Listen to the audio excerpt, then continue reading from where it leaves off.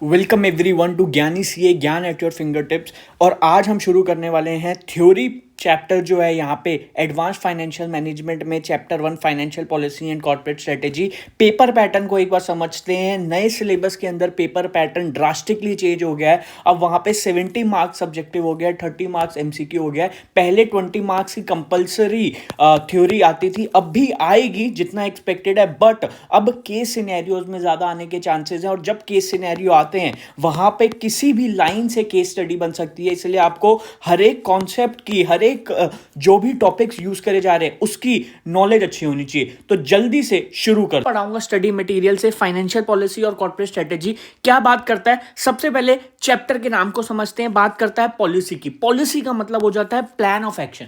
भैया कोई भी बिजनेस है, एक बिजनेस एक एक्शन करता है, कुछ ऑब्जेक्टिव अचीव करना चाहता है, उसके लिए जो प्लान बनाता है उसे पॉलिसी बोलते हैं। इससे निकल के आता है फाइनेंशियल पॉलिसी। फाइनेंशियल पॉलिसी मेरे दोस्तों, फाइनेंशियल पॉलिसी का मतलब हो जाता है फाइनेंशियल प्रोसीजर्स का सेट, जुड़ाव, फाइनेंशियल प्रोसीजर्स का सेट जो गवर्न करता है दो एस्पेक्ट्स ऑर्गेनाइजेशन के, फाइनेंशियल और लीगल। फाइनेंशियल और लीगल एस्पेक्ट्स को जो गवर्न करता है वो है फाइनेंशियल पॉलिसी। और फिर हम पढ़ेंगे कॉर्पोरेट स्ट्रेटेजी के बारे में। स्ट्रेटेजी का मतलब हो जाता है एक्शन लेना, ठीक है ना, पॉलिसी के ऊपर एक्शन लेना। कॉर्पोरेट स्ट्रेटेजी का मतलब हो जाता है लॉन्ग टर्म प्लान बनाना जो आउटलाइन करे clear goal for a company. और कंपनी के गोल अलग अलग होते हैं। रिलायंस का अलग गोल है, टाटा का अलग गोल है। तो ये रिलायंस अपनी कॉर्पोरेट स्ट्रेटेजी बनाएगा, टाटा अपनी बनाएगा, महिंद्रा अपनी बनाएगा, अडानी अलग बनाएगा। ठीक है, जल्दी से बात करूं अगर हम क्या पढ़ने वाले हैं इस पूरे के पूरे चैप्टर में। 6 की फोकस एरियाज है जिसके ऊपर जिससे रिलेटेड थ्योरी के क्वेश्चन आ सकते हैं, इसके अलावा कहीं से नहीं आएंगे। ठीक है ना। क्या 6 टॉपिक्स हैं जो कवर करें हैं financial policy and corporate strategy में। पहला आ जाता है सीएफओ का role. Advanced role of CFO के बारे में बात करी है। ट्रेडिशनल रोल से एडवांस्ड रोल में क्या शिफ्ट हुआ है उसके बारे में बात करी है, which is leading to value creation.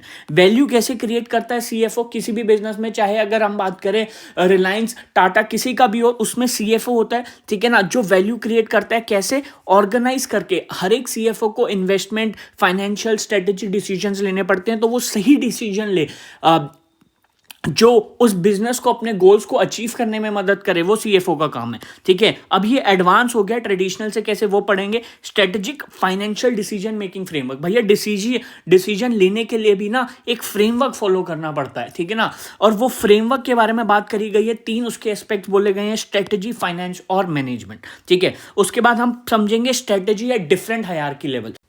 इसके अंदर आ जाती है 3 लेवल की स्ट्रेटेजी। कॉर्पोरेट लेवल पे मतलब पूरा ओवरऑल लेवल के ऊपर जो सीनियर मैनेजमेंट पूरे ऑर्गेनाइजेशन के लिए बनाती है। बिजनेस लेवल के लिए अलग अलग बिजनेस यूनिट्स होती हैं, एसबीयू होते हैं। समझ लो टाटा का जमशेदपुर में प्लांट है तो उसकी एक अलग यूनिट हो गई। इनकी स्ट्रेटेजीज आ जाती हैं और फंक्शनल लेवल आ जाती हैं। अलग अलग फंक्शंस होते हैं, जैसे कि फाइनेंस हो गया, एचआर हो गया, प्रोडक्शन हो गया। इन अलग अलग फंक्शंस की क्या स्ट्रेटेजी होगी। है। फिर आ जाता है फाइनेंशियल प्लानिंग। किस तरीके से वहां फाइनेंशियल मतलब फाइनेंस जो सबसे लिमिटेड रिसोर्स होता है उसको एलोकेट करते हैं, उसकी प्लानिंग समझेंगे। 3 चीज में इसमें आ जाएंगी, फाइनेंशियल रिसोर्सेज, फाइनेंशियल टूल्स और फाइनेंशियल गोल्स। ठीक है, फिर इंटरफेस समझेंगे। फाइनेंशियल पॉलिसी और स्ट्रेटेजिक मैनेजमेंट के बीच में क्या इंटरफेस है, कैसे दोनों एक दूसरे के बिना रह नहीं सकते। ठीक है, अगला पॉइंट आ जाएगा balancing financial goals with in regard to sustainable growth. भैया फाइनेंशियल गोल्स को अचीव करना है, किसको ध्यान रखते हुए, सस्टेनेबल ग्रोथ। जल्दी से शुरू करते हैं 1 बाय 1। सबसे पहले आ जाता है हमारा advance role of CFO in various matters including value creation. यहां पे जो मैं वर्ड्स बोल रहा हूं उनको की हाईलाइट कर लेना। इन्हीं पॉइंट्स को तुम्हें वहां पे अपने आंसर के में कोट करना है। वेरियस मैटर्स जो बात करे गए हैं, 4 मैटर्स के बारे में बात करी गई है, जिसके मैं बोलता हूं ईएसजी की रस्म। ठीक है ना, एनवायरमेंटल सोशल गैदरिंग, ठीक है ना, रिस्क मैनेजमेंट, सप्लाई चेन और एमएंडए। ये नए रोल्स आ गए हैं सीएफओ की डिक्शनरी में जो उसको बखूबी रूप से पालन करने। पहले क्या होता था, ट्रेडिशनली सीएफओ का रोल होता था wealth maximisation of share holder और वहीं पे रुक जाता था। एक बहुत बड़ा ऑब्जेक्टिव था, इसको पूरा करता था, खत्म हो जाता था। पैंडेमिक के बाद चीजें शिफ्ट हुई, सीए का करिकुलम शिफ्ट हुआ, सीए का नया सिलेबस आया, सीएफओ की डिमांड बढ़ी, सीएफओ की नॉलेज में बहुत एनहांसमेंट हुई है ड्यूरिंग द ईयर, इसीलिए कुछ नए रोल उनके लिए लाए गए हैं। ठीक है, तो पहला ट्रेडिशनल रोल क्या था, वेल्थ मैक्सिमाइजेशन शेयर होल्डर्स का। कैसे करता था wealth maximisation, taking care of financial health of an organisation. कैसे करता था financial health of an organisation की केयर एक ही काम होता था, सीएफओ को सीए की नॉलेज होती थी तो वो ओवरसी करता था, चेक करता था और इंप्लीमेंट करता था एडुकेट फाइनेंशियल कंट्रोल, ओवरसी और इंप्लीमेंट करता था एडुकेट फाइनेंशियल कंट्रोल, जिससे वेल्थ मैक्सिमाइज होती थी, फाइनेंशियल हेल्थ ऑर्गेनाइजेशन की सही रहती थी। ठीक है, ये इंपॉर्टेंट इसमें पॉइंट है। इसके बाद जो अगला पॉइंट आ जाता है, अब सीएफओ के रोल में एडिशनल काम आया, ठीक है ना, जैसे जैसे समय बदला।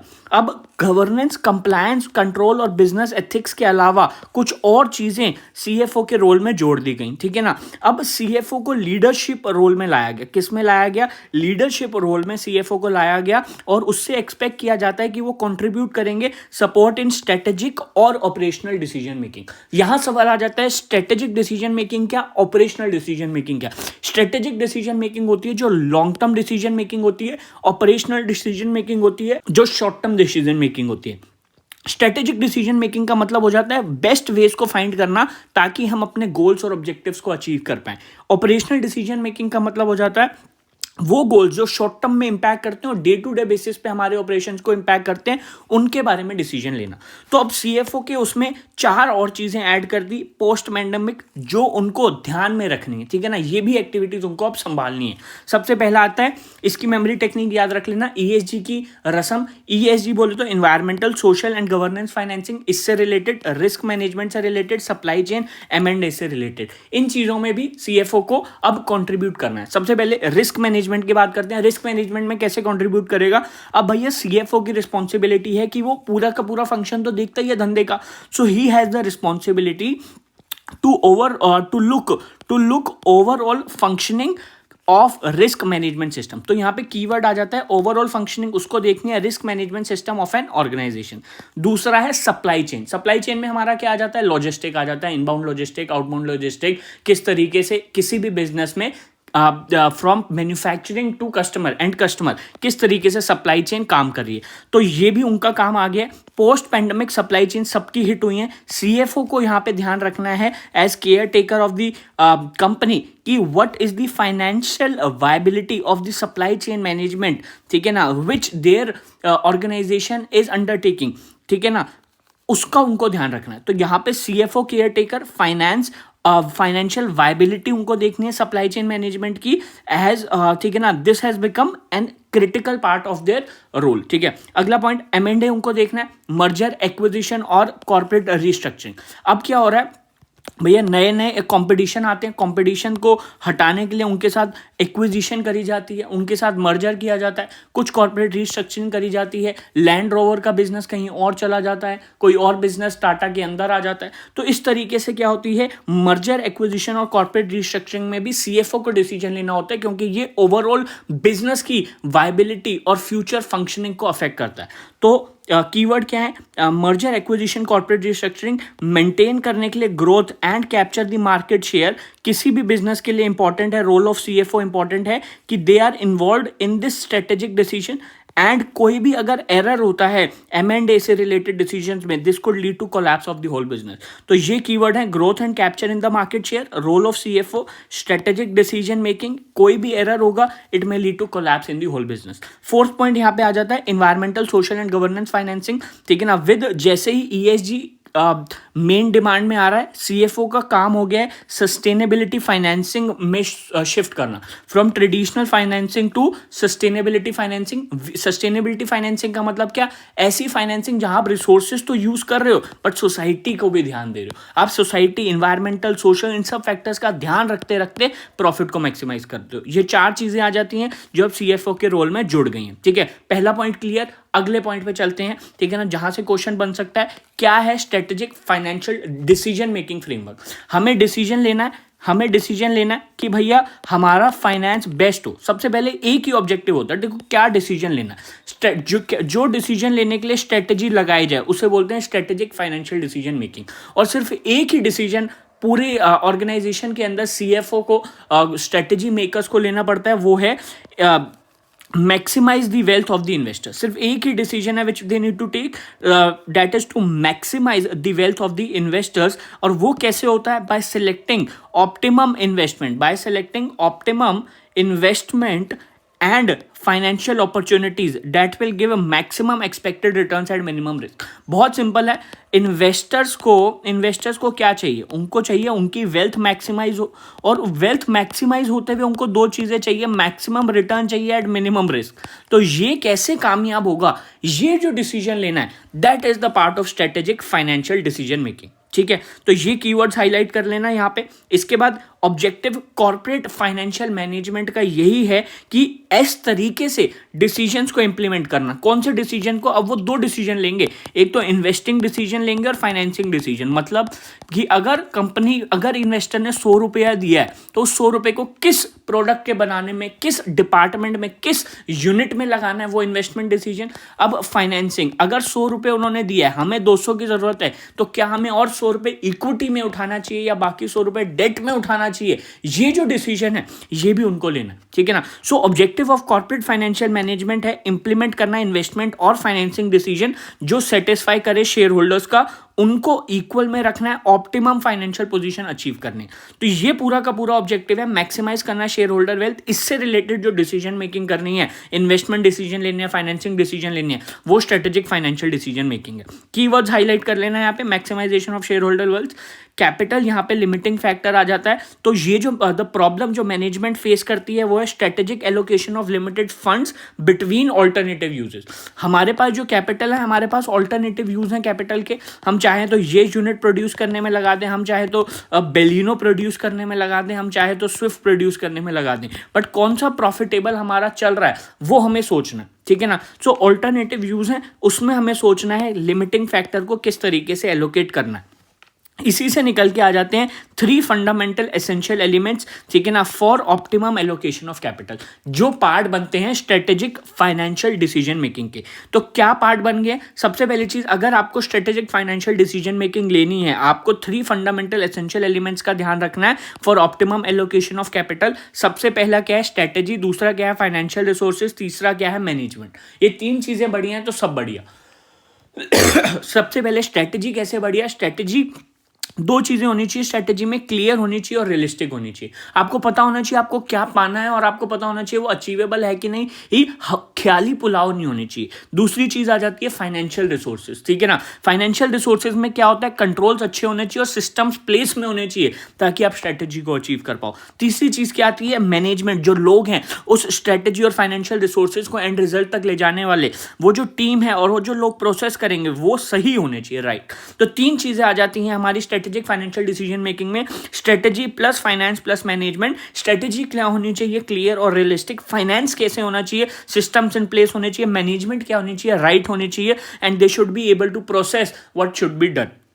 ठीक है, these all together makes fundamentals of business. ये तीनों मिलके क्या बना देते हैं, फंडामेंटल्स ऑफ बिजनेस। क्या, स्ट्रेटेजी, फाइनेंस और मैनेजमेंट, जिसको हम बोलते हैं एसएफएम। एसएफएम मिलके बन गया fundamentals of business. Strategy long term होती है जनरली, ठीक है ना, जो बनाई जाती है, स्कोप डिफाइन करती है ऑर्गेनाइजेशन का, ताकि हम अचीव कर पाए कॉम्पिटिटिव एडवांटेज और मैक्सिमाइज कर पाए शेयर होल्डर्स की एस्पिरेशंस को और एक्सपेक्टेशन को। तो ये कीवर्ड्स है यहाँ पे हाईलाइट कर लेना, शेयर होल्डर्स एस्पिरेशन और एक्सपेक्टेशन। ठीक है, इसके बाद स्ट्रेटेजी में बताया गया, स्ट्रेटेजी वही है, मेन ऑब्जेक्टिव हमारा क्या है कि ऑप्टिमम यूटिलाइजेशन ऑफ रिसोर्सेज और उसके अंदर मैक्सिमम रिटर्न कमाना विद मिनिमम रिस्क। ठीक है, अब इसके बाद अगला पॉइंट आ जाता है स्ट्रेटेजिक फाइनेंशियल मैनेजमेंट का मीनिंग क्या है। सिंपल सी चीज याद रखना, स्ट्रेटेजिक फाइनेंशियल मैनेजमेंट का सिंपल सा मीनिंग है अप्लाई करना फाइनेंशियल मैनेजमेंट की टेक्निक्स। अलग अलग टेक्निक्स होती हैं, किस तरीके से इन्वेस्टमेंट लेना है, किस तरीके से बाकी डिसीजन लेने हैं, अलग अलग फाइनेंशियल मैनेजमेंट टेक्निक्स को अप्लाई करना किसके ऊपर, स्ट्रेटेजिक डिसीजंस में, ताकि आप अचीव कर पाओ डिसीजन मेकर ऑब्जेक्टिव। एक ही ऑब्जेक्टिव है, maximising share holders returns with minimum risk, optimum utilisation of resources. ठीक है, तो ये है स्ट्रेटेजिक फाइनेंशियल मैनेजमेंट, अप्लाई करना फाइनेंशियल मैनेजमेंट टेक्निक्स को स्ट्रेटेजिक डिसीजंस में ताकि आप अचीव कर पाओ डिसीजन मेकर्स ऑब्जेक्टिव। कीवर्ड्स को हाईलाइट कर लेना यहाँ पे। इसके बाद बोला गया स्ट्रेटेजिक फाइनेंशियल मैनेजमेंट जो है वो कंबाइन करता है फाइनेंशियल अकाउंटिंग को किसके साथ, फाइनेंशियल मैनेजमेंट के साथ। फाइनेंशियल मैनेजमेंट को फॉरवर्ड लुकिंग बोला है, फाइनेंशियल अकाउंटिंग को बैकवर्ड लुकिंग बोला है, क्योंकि पास्ट रिजल्ट्स को देखता है, पास्ट चीजों को एनालाइज करता है और फिर कंट्रोल्स वहां पे बनाता है। ठीक है, हम इसके बाद अब आइडेंटिफिकेशन ऑफ पॉसिबल स्ट्रेटेजीज ढूंढना एक ऑब्जेक्टिव आ जाता है एसएफएम का, ताकि हम मैक्सिमाइज कर पाए एक ऑर्गेनाइजेशन की मार्केट वैल्यू। ठीक है, अब जो हम रिसोर्सेज को एलोकेट करते हैं उसमें दो चीज़ें हमें ध्यान रखनी है। जो हम स्ट्रेटेजी ला रहे हैं उन्हें इंप्लीमेंट भी करना है और मॉनिटर भी करना है, ये भी एसएफएम का पार्ट है। तो एसएफएम में 3 चीज़ें हो गई। सबसे पहली चीज़ फाइनेंशियल मैनेजमेंट टेक्निक को लगाना, आइडेंटिफाई करना पॉसिबल स्ट्रेटेजीज को जो ऑर्गेनाइजेशन की मार्केट वैल्यू को सबसे मैक्सिमाइज कर दे, और implementation and monitoring, these are also parts of strategic financial management. Then second part आ जाता है functions of strategic financial management. Strategic financial management के क्या फंक्शन है, सो इसमें बोला गया कि स्ट्रेटेजिक फाइनेंशियल मैनेजमेंट में आ जाता है कॉर्पोरेट स्ट्रेटेजिक प्लान। एक कॉर्पोरेशन जो एक ऑर्गेनाइजेशन है क्या स्ट्रेटेजिक प्लान लेके आती है, स्ट्रेटेजिक प्लान मतलब लॉन्ग टर्म प्लान लेके आती है, ताकि वो ऑप्टिमम यूज कर पाए, ऑप्टिमम इन्वेस्टमेंट और फाइनेंसिंग डिसीजंस ले पाए, ताकि वो ओवरऑल अपने ऑब्जेक्टिव्स को अचीव कर पाए। ठीक है, यहां पे स्ट्रेटेजी को 3 चीजों में बांटा गया, 3 चीजें हो जाती हैं स्ट्रेटेजी। 3 तरीके के डिसीजन यहाँ पे बोले गए हैं, स्ट्रेटेजिक डिसीजन, टैक्टिकल और operational decision. Strategic long term decision होती है, टॉप मैनेजमेंट लेती है। टैक्टिकल डिसीजन मीडियम टर्म के होते हैं, और कौन लेता है, middle management. Operational decisions short term decision होते हैं जो लो लेवल मैनेजर्स यहाँ पे लेते हैं। अब इसके बाद बोला गया टाइम होराइजन को भूल जाओ, short term, long term, medium term, इन सब को भूल जाओ। इन्वेस्टमेंट और जो फाइनेंसिंग डिसीजंस है इनमें 2 एस्पेक्ट्स कवर होते हैं। ठीक है, क्या कवर होते हैं, सबसे पहली चीज इन्वेस्टमेंट और फाइनेंसिंग डिसीजंस में 2 फंक्शंस कवर होते हैं। एक तो इन्वेस्टमेंट, बेस्ट इन्वेस्टमेंट अपॉर्चुनिटीज को ढूंढना है, continual search for best investment opportunities, और बेस्ट प्रॉफिटेबल अपॉर्चुनिटीज को सेलेक्ट करना। सबसे पहले देखो बेस्ट इन्वेस्टमेंट की अपॉर्चुनिटीज कौन सी है, ढूंढते रहो। जब ढूंढ ली बेस्ट इन्वेस्टमेंट अपॉर्चुनिटीज, 1 2 3 5 अपॉर्चुनिटीज ढूंढ ली, उनमें से बेस्ट प्रॉफिटेबल अपॉर्चुनिटी जो है उसको सेलेक्ट कर लो। ठीक है ना, ये पूरे इन्वेस्टमेंट और फाइनेंसिंग डिसीजन के फंक्शन है। ठीक है ना, फिर जब ढूंढ लिया क्या आपके पास बेस्ट प्रॉफिटेबल अपॉर्चुनिटीज है, फिर उसमें देखो ऑप्टिमल मिक्स ऑफ फंड्स क्या है, इसमें मेरे को डेट लगाना है, मुझे यहाँ पे इक्विटी चाहिए क्या है, फिर ये देख लिया। अब उसको अचीव करने के लिए सिस्टम्स लाओ इंटरनल कंट्रोल के और ये सब करने के बाद एनालिसिस करते रहो, जो आप कर रहे हो उसके रिजल्ट्स क्या आ रहे हैं, analysis of results for future decision making. तो कीवर्ड्स क्या है, continual search for best investment opportunities, selection of best profitable opportunities, determination of optimal mix of funds, establishment of systems of internal control, analysis of results for future decision making। ठीक है, ये खत्म हो गया। इसके बाद मेन जो यहाँ पे एट्रीब्यूट हमारे पास आ जाता है functions of strategic financial management का, कि कैपिटल लिमिटिंग फैक्टर होता है। तो कैपिटल को आप किस तरीके से एलोकेट करते हो, ठीक है ना, वो एक इंपॉर्टेंट फैक्टर आ जाता है। तो की decisions following within the scope of financial strategy, the strategy to manage limited resources like capital. इसमें इन्होंने 4 डिसीजन लिए हैं जो हमें लेने पड़ते हैं टू मैनेज लिमिटेड रिसोर्सेज। वो क्या हमारे पास आ जाते हैं, वैसे तो आप इसको याद रखना, मेमोरी टेक्निक वैसे ही दे देता हूँ, आई नीड पीडीएफ। ठीक है ना, तो आई बोले तो इन्वेस्टमेंट डिसीजन, पी बोले तो पोर्टफोलियो डिसीजन, डी बोले तो dividend decision, financing decision. Financing decision क्या हो जाता है, टू डिसाइड, ठीक है ना, what will be the financing और mix in a particular investment decision in a decision। Financing और मिक्स, इक्विटी रखना है या डेट कैपिटल रखना है, फाइनेंसिंग डिसीजन बताएगा। इन्वेस्टमेंट डिसीजन आ जाते हैं budgeting decision, what should be the profitable utilisation of firms fund, whether it should be in the long term project or in the short term project, investment decision. Dividend decision वहां पे हमारे पास आ जाता है, decide करना whether to pay dividend or to retain the profits। Portfolio decision, this is a new IPCC या CPT, IPCC या CPT तक आपने 3 ही डिसीजन पढ़े थे, 4th न्यू इंट्रोड्यूस हुआ है पोर्टफोलियो डिसीजन, जिसके अंदर हम इवेल्युएट करते हैं इन्वेस्टमेंट्स को जो हम करने जा रहे हैं based on their contribution to aggregate performance of the entire corporation. अगर कोई समझो हम नया डिवीजन लेके आने वाले हैं, लेट्स सपोज हम कह रहे हैं कि मारुति कल चल के बेलिनो एक नया मॉडल आने वाली है, सो उस नए इन्वेस्टमेंट डिसीजन का ओवरऑल मारुति के प्रॉफिटेबिलिटी पे क्या इंपैक्ट आएगा, कितना पोर्शन होगा, that is the portfolio decision. ठीक है, इसके बाद हम बात करते हैं strategy at different hierarchy levels. तीन हायरार्की लेवल्स हमारे पास आ जाते हैं, कॉर्पोरेट, बिजनेस यूनिट लेवल और फंक्शनल लेवल। टॉप, मिड और जूनियर लेवल इनको बनाते हैं। हमें पता है स्ट्रेटेजीज हर लेवल पे बनाई जाती हैं। तीन लेवल्स पूछ सकता है क्या है, इससे एक एक से भी सवाल पूछ सकता है। तो पहला आ जाता है corporate level strategy. Corporate level strategy पूरा ओवरऑल लेवल पे जब हम स्ट्रेटेजी बनाते हैं उसको बोलते हैं कॉर्पोरेट लेवल स्ट्रेटेजी। यहाँ टॉप मैनेजमेंट इन्वॉल्व होती है इस स्ट्रेटेजी को बनाने के लिए। Corporate level strategy concern with selection of businesses in which company should compete and with development and coordination of that portfolio business। सबसे ऊपर का डिसीजन आता है कि क्या, किस धंधे में हमें घुसना है, किस में कॉम्पीट करना है, क्या प्रोडक्ट बनाने हैं, क्या नहीं बनाने हैं। तीन चीजें इसके अंदर आ जाती हैं। Should be able to answer 3 basic question जब आप कॉर्पोरेट लेवल स्ट्रेटेजी बना रहे हो। एसएफए बोले तो सूटेबिलिटी, फीजिबिलिटी, एक्सेप्टेबिलिटी। सूटेबिलिटी में इंपॉर्टेंट पार्ट आ जाता है स्ट्रेटेजी वुड वर्क अगर अकम्प्लिशमेंट ऑफ कॉमन ऑब्जेक्टिव, जो आपका कंपनी का कॉमन ऑब्जेक्टिव है, if the strategy is able to accomplish common objective then it is suitable. Second आ जाता है फीजिबिलिटी में कीवर्ड हाईलाइट करो, number of resources required. You are able to determine what will be the number of resources required to formulate and implement the strategy, तो आपकी successful corporate level strategy है। Third आ जाती है acceptability. Stake holder, जो आप strategy लेके आ रहे हो, whether it will satisfy stake holders और not, it is concern with stake holder satisfaction, can be financial and non financial. तो ये तीन चीजें आ जाती हैं which are important for the corporate level strategy to be successful and should answer these 3 basic question. Second हमारे पास आ जाती है business unit level strategy. Tata factory Jamshedpur में लगा दी तो ये पूरा का पूरा एक बिजनेस का यूनिट हो जाता है। स्ट्रेटेजिक बिजनेस यूनिट्स होते हैं किसी भी कंपनी के अंदर अलग अलग, तो इन यूनिट्स के अंदर क्या हमें स्ट्रेटेजी लगानी है, that is business unit level strategy. एक प्रॉफिट सेंटर पे what strategic issues to be addressed, that is the business unit level strategy, whether practical coordination of operating units हो या फिर developing and sustaining a competitive advantage for particular products and services that are produced, these are all business unit level strategy। ठीक है, functional level strategy, अलग अलग functions involve होते हैं किसी भी ऑर्गेनाइजेशन में, HR, marketing, finance, production, inventory control, revenue, receivables, others. इन particular functions में क्या स्ट्रेटेजी लगानी है उसे बोलते हैं फंक्शनल लेवल स्ट्रेटेजी। अलग अलग फंक्शंस पे लगाई गई स्ट्रेटेजी जब मिलती है तो वो बनाती है बिजनेस यूनिट लेवल स्ट्रेटेजी। एक बिजनेस यूनिट में अलग अलग फंक्शनल स्ट्रेटेजीज लगाई जाती हैं। ठीक है, इसमें कीवर्ड्स क्या आ जाती हैं, the level of operating divisions and departments, ठीक है ना, that is the functional level, and issues that this level relate to is the functional business processes and value chain।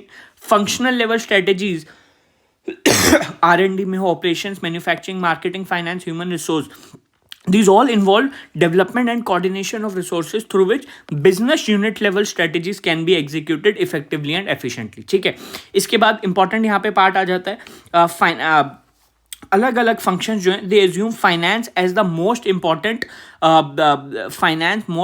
Department, most important function during the top down and bottom up interaction of planning. जब भी planning होगी top पे हो bottom पे हो, finance is the most important, ये keyword highlight कर लेना। कॉर्पोरेट स्ट्रेटेजी डील्स, अब कॉर्पोरेट एक क्रक्स है, कॉर्पोरेट स्ट्रेटेजी डील करती है कि रिसोर्सेज को कैसे डिप्लॉय करना है। Corporate strategy deals with deployment of resources. Financial strategy concern है mobilisation of resources, that is how to utilise them, how to move, what will be the movement from one to another, mobilisation and utilisation of money as a resource, that is financial strategy. तो 3 level की strategy होगी। इसके बाद अगला question जो वहां पे बन सकता है वो है फाइनेंशियल प्लानिंग का। फाइनेंशियल प्लानिंग क्या है, डिसाइड करना the limiting factor which is there finance, money किस तरीके से लगानी है, कहाँ लगानी है, वो है फाइनेंशियल प्लानिंग। यहाँ कीवर्ड आ जाते हैं backbone, business planning and corporate planning की। Financial planning is the backbone of business planning and corporate planning. ठीक है, इसके बाद कीवर्ड्स आ जाते हैं financial planning is a systematic approach where by the financial planner helps the customer to maximize his existing financial resources by utilizing financial tools to achieve financial goals। Keyword क्या है, सबसे पहली चीज फाइनेंशियल प्लानिंग की मदद से, ठीक है ना, जब फाइनेंशियल रिसोर्सेज पे फाइनेंशियल टूल्स अप्लाई होते हैं तो फाइनेंशियल गोल्स अचीव होते हैं। फाइनेंशियल गोल्स क्या हो सकते हैं, समझ लो, ठीक है ना, रिलायंस का इस साल का गोल है that they will make 50,000 crore profit, और टाटा का गोल है to reach a market capitalization of let's suppose 10 lakh crore. तो whatever be their financial goals. So that is financial planning. Financial planning, that is maximizing the existing financial resources use, ठीक है ना, by utilizing the financial tools to achieve financial goals. अलग अलग financial tool हो सकते हैं, ratio analysis हो सकती है, कोई और तरीके की एनालिसिस हो सकती है, ऑप्टिमम डिसीजन मेकिंग हो सकती है, सिनेरियो एनालिसिस, मैट्रिक्स एनालिसिस, ऐसे बहुत सारे टूल्स को यूज करके आप फाइनेंशियल रिसोर्सेज पे अप्लाई करते हो टू रीच फाइनेंशियल गोल्स. तो फाइनेंशियल प्लानिंग को तीन चीजों में, financial planning is equal to FR plus FT plus FG. FR बोले तो फाइनेंशियल रिसोर्सेज, FT बोले तो फाइनेंशियल टूल्स एंड FG बोले तो financial goals. So financial tools हम अप्लाई करते हैं फाइनेंशियल रिसोर्सेज पे to achieve financial goals. FR plus FT plus FG. ठीक है, तो ये मेन यहाँ पे कीवर्ड्स थे. इसके बाद यहाँ पे ये कीवर्ड है, financial objectives are to be decided at the very outset. Outset बोले तो at the beginning, so that the rest of the decisions can be taken accordingly in an organisation. तो सबसे पहला पार्ट डिसीजन मेकिंग का आ जाता है financial objectives को decide करना कि इस साल का हमारा फाइनेंशियल ऑब्जेक्टिव है क्या. And remember, this financial objective should coincide with the corporate mission and corporate objective. तो ये कीवर्ड है हमारा फाइनेंशियल प्लानिंग का. ये पॉइंट्स याद रखना, ये कीवर्ड याद रखना, खत्म है. इससे ज्यादा कुछ लिखने की जरूरत नहीं है फाइनेंशियल प्लानिंग का अगर कुछ भी थ्योरी का क्वेश्चन आ जाता है. नेक्स्ट पार्ट यहाँ पे हमारे पास दो टॉपिक बच रहे हैं. एक तो आ जाता है इंटरफेस ऑफ फाइनेंशियल. इंटरफेस क्या है, दोनों में क्या इंटरेक्शन है फाइनेंशियल पॉलिसी और स्ट्रेटेजिक मैनेजमेंट में, वो समझते हैं. सबसे पहले देखो, स्ट्रेटेजिक मैनेजमेंट क्या है, स्ट्रेटेजी बनाना, प्लान ऑफ एक्शन बनाना ताकि आप एक गोल को अचीव कर पाओ. उस गोल को अचीव करने के लिए आपको फाइनेंशियल पॉलिसी चाहिए. फाइनेंशियल पॉलिसी में हमारे पास तीन चीजें आ जाती हैं, FR plus FT plus FG. ठीक है, अब फाइनेंशियल पॉलिसी में हम क्या करते हैं, मैनेज करते हैं मनी का फ्लो. तो जहां पर भी मनी एज अ प्रॉब्लम हो, जहां पर भी मनी की रिक्वायरमेंट हो, जहां भी decision money as a parameter हो, वहां पे फाइनेंशियल पॉलिसी जरूरत है स्ट्रेटेजिक मैनेजमेंट की. स्ट्रेटेजिक मैनेजमेंट खुद कुछ कर ही नहीं सकता जब तक फाइनेंशियल पॉलिसी ना हो. तो कहते हैं interface of strategic management financial policy is very important and clearly understood by the fact that starting point जो है किसी भी ऑर्गेनाइजेशन का मनी है, which is the main parameter of financial policy, and end point of that organisation is also money. तो ये आपको अपने आंसर में लिखना है कि स्टार्टिंग पॉइंट भी मनी है, एंड पॉइंट भी मनी है. फाइनेंशियल पॉलिसी को थोड़ा डिफाइन करना है, and every strategic management decision requires the financial policy. Strategic management में क्या आ जाते हैं, इन्वेस्टमेंट डिसीजन, ठीक है ना, आई लव PDF, ठीक है ना, investment decision, portfolio decision, dividend decision, financing decision, इन सब डिसीजन में क्या आ जाती है, फाइनेंशियल पॉलिसी की यूज आ जाता है. ठीक है ना. Sources of finance and capital structure, most important dimensions of a strategic plan. ये आपको याद रखना है कि क्या फाइनेंस होगा, डेट होगा, इक्विटी होगा, कैपिटल स्ट्रक्चर, ये मोस्ट इंपॉर्टेंट डिसीजन है स्ट्रेटेजिक प्लान के. इसके बाद पूरी इंफॉर्मेशन दी गई है कि कहाँ क्या यूज होगा. क्रक्स यही है कि बजटिंग डिसीजन पार्ट है स्ट्रेटेजिक प्लान के, and involves optimum utilisation of finance. ज़्यादा पढ़ने की इसको जरूरत नहीं है, स्किप कर सकते हो. ठीक है, इसके बाद अगला कीवर्ड है another important dimension strategic management का और फाइनेंशियल पॉलिसी का है, इंटरफेस का है, investment end fund allocation decision. जब हम सोचते हैं कि क्या इन्वेस्टमेंट डिसीजन लेना है, मनी एक इंपॉर्टेंट फैक्टर आ जाता है. हम देखते हैं कहाँ पे फंड एलोकेट करना पड़ेगा, फाइनेंशियल पॉलिसी एक इंपॉर्टेंट पैरामीटर आता है. तो कहाँ स्ट्रेटेजिक मैनेजमेंट का बताओ कहाँ यूज होता है, और फिर उस यूज में फाइनेंशियल पॉलिसी कहाँ यूज होती है, दैट इज देयर इंटरफेस. ठीक है, अब अगला आ जाता है प्लानर को फ्रेम करनी पड़ती है policies regarding investment in fixed assets, restraining of fixed assets. Fixed asset से रिलेटेड क्या पॉलिसीज हमें लेनी पड़ती हैं कि भैया एडिशन करना है कि नहीं करना है, अगर नया एक्सपेंशन करना है कि नहीं करना है, कॉस्ट रिडक्शन करना है कि नहीं करना है, एग्जिस्टिंग जो हमारे पास फिक्स्ड एसेट्स हैं उनको चलने देना है कि नहीं. यहाँ पे हमें देखना पड़ेगा शटडाउन कॉस्ट कितनी है, हमें देखना पड़ेगा ब्रेक इवन कॉस्ट कितनी है, हमें देखना पड़ेगा प्रोजेक्ट चल रहा है तो क्या. तो ये सब डिसीजंस में क्या इन्वॉल्व है, फाइनेंशियल प्लानिंग. तो ये कीवर्ड्स हाईलाइट कर लेना, एडिशन कोई न्यू प्रोडक्ट में, तब हमारे पास investment proposals where financing decisions are required, increasing the level of operation or addition of the fixed assets, cost of reduction of the fixed assets, capital budgeting exercise. ठीक है, dividend policy strategic performance का part है, उसमें कैसे financial policy का integration है, because they are both linked. Dividend policy another area for making financial policy decisions which affects the strategic performance of the company. This is part of financial policy but this affects the strategic performance of the company. All those action plans, all those policies, all those plans which affect the strategic performance of the company and are governed by financial policies, this is the interface between both of them. Keyword highlight कर लेना, distribution, dividend क्या करना है, retain करना है या फिर distribute करना है, वो यहाँ पे एक्सप्लेन हो जाता है. Financial policy can not be worked out in isolation of other functional policies, ये इंपॉर्टेंट पार्ट है। फाइनेंशियल पॉलिसी अकेले काम नहीं करती, it has to work in sync, it can not be worked out in isolation of other functional policies. ठीक है, यहाँ पे अगला कीवर्ड हमारे पास आ जाता है attention of corporate planners must be drawn while framing the financial policy, और इसके अलावा कोई कीवर्ड नहीं है। लास्ट हम आ जाते हैं balancing financial goals in regard to sustainable growth. सबसे पहले समझते हैं सस्टेनेबल ग्रोथ का मतलब क्या है। सस्टेनेबल ग्रोथ का मतलब है ग्रो करना अपने बिजनेस को विदाउट टेकिंग डेट, या फिर अपने खुद के प्रॉफिट से सस्टेन करना। We are not talking here about startups जो सिर्फ इन्वेस्टर्स की फंडिंग पे जीते हैं, नहीं, we are talking about profitable companies, ठीक है ना, which have sustainable profit, they are earning themselves 100 crores or they are making themselves profit of 200 crores which they reinvest and grow their businesses. They are not dependent on bank loan, they are not dependent on investor or the investors allocation or the investor funds. They are self dependent, self reliant and making profitable strategies. This is sustainable growth. How do we balance our financial goals and in regard to achieving sustainable growth? This should be your main goal as a CFO, as a financial policy maker. Keywords देख लेते हैं। Concept of sustainable growth can be helpful for planning healthy corporate growth. अगर आपको healthy corporate growth करनी है, sustainable growth depend करो। Growth here I am talking about growth of sales, here I am talking about growth of profit. ठीक है, concept forces managers to consider financial consequences of sale increase, set sales growth goals that are consistent with the operating and financial policies of the firm.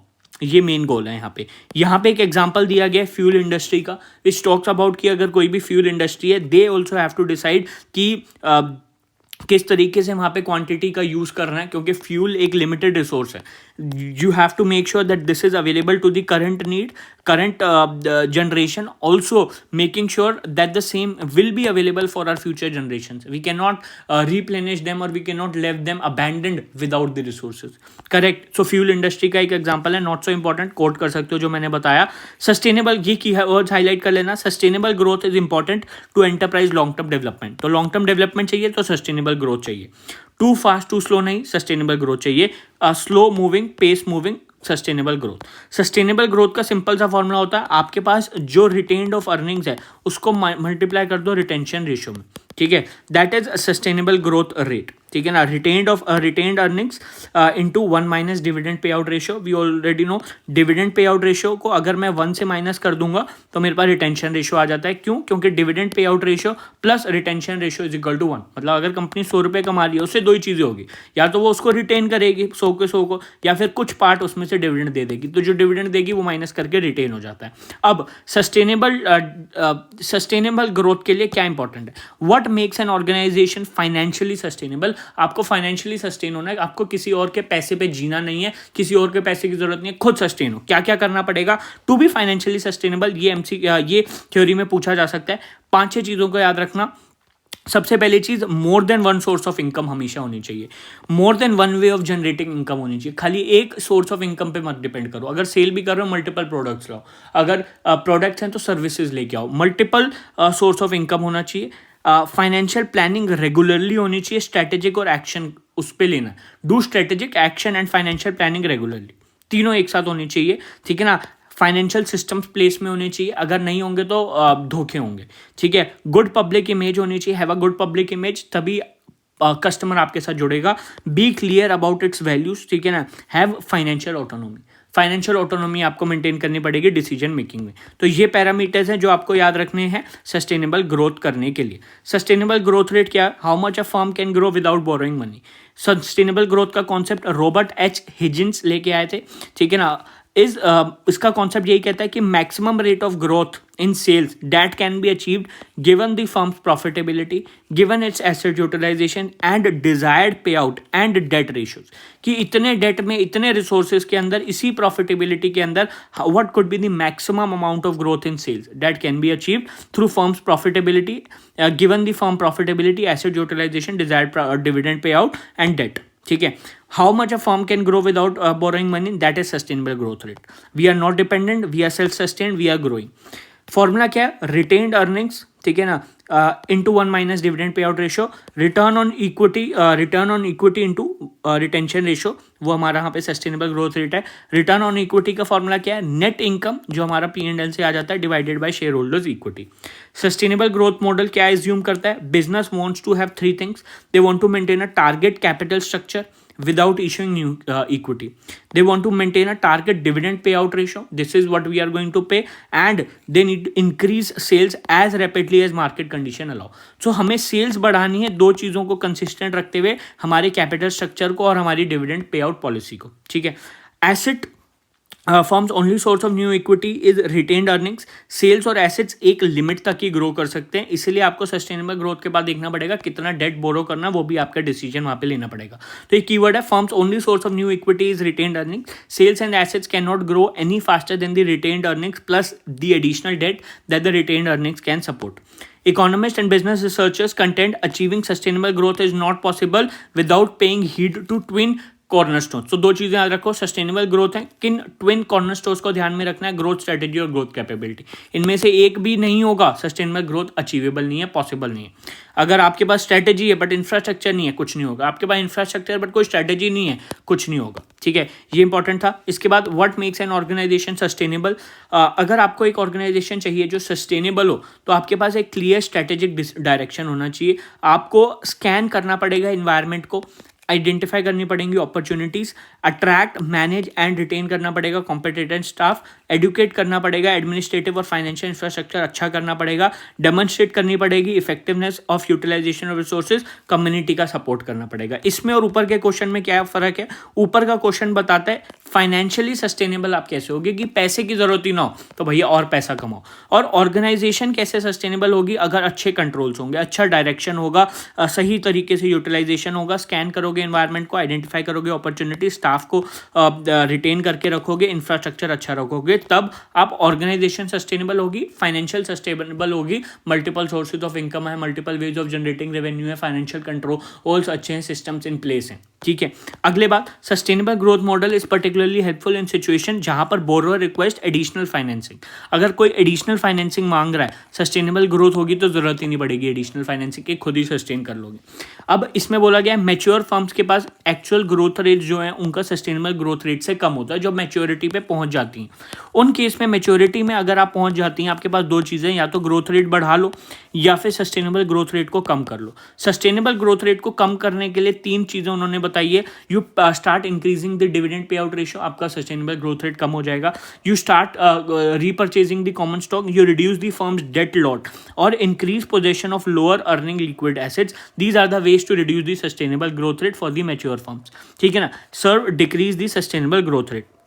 Growth can come from 2 sources, increase volume and inflation. Inflationary impact जो हो जाता है, risk free rate, अगर मैं बात करूँ real rate की बात करता है, तो ये 2 चीज़ों के बारे में उसने बताया गया है। Historical cost, debt to equity ratio constant होकर inflation lowers the firm sustainable growth rate at what the creditors think. Mitsubishi की यहाँ पे एक केस स्टडी दे रखी है, ऐसे केस सिनेरियोज आपको आ सकते हैं। इसमें बेसिकली क्या लिखा गया है, ठीक है ना, मित्सुबिशी एक जो बहुत बड़ी कॉर्पोरेशन है, उसने अबॉलिश किया अपना traditional mid term management plan और फोकस किया लॉन्ग टर्म सिरका 2020 ग्रोथ विजन पे। इस न्यू स्ट्रेटेजिक डायरेक्शन में उसने फोकस किया चेंज इन द बिजनेस और मार्केट स्ट्रेटेजीज, और इसको बिजनेस और मार्केट स्ट्रेटेजीज को चेंज करते हुए उसने अपने डाइवर्सिफाइड पोर्टफोलियो को भी सक्सेसफुल बनाया। उसका पोर्टफोलियो डाइवर्सिफाइड था on the basis of business model, industry, market and geography, उसको उसने सक्सेसफुल बनाया। उसने डेडिकेट किया सस्टेनेबल ग्रोथ को, 3 कॉर्पोरेट प्रिंसिपल्स को अपने बिजनेसेस में लगाया और सोसाइटल ग्रोथ में कंट्रीब्यूट किया। 3 पैरामीटर्स, 3 समरी उसकी डिसीजन की जो न्यू स्ट्रेटेजिक डायरेक्शन है थी। फ्यूचर पुल अप्रोच था, उसने विजन किया double business growth by diversifying but focus portfolio, clear portfolio की स्ट्रेटेजी रखी, सेलेक्ट करे winning businesses through proactive reshaping of the portfolio और ग्रो किया अपने बिजनेस को and deliver returns while maintaining financial discipline. तो यहां हमारा खत्म होता है AFM का चैप्टर 1 का थ्योरी रिवीजन।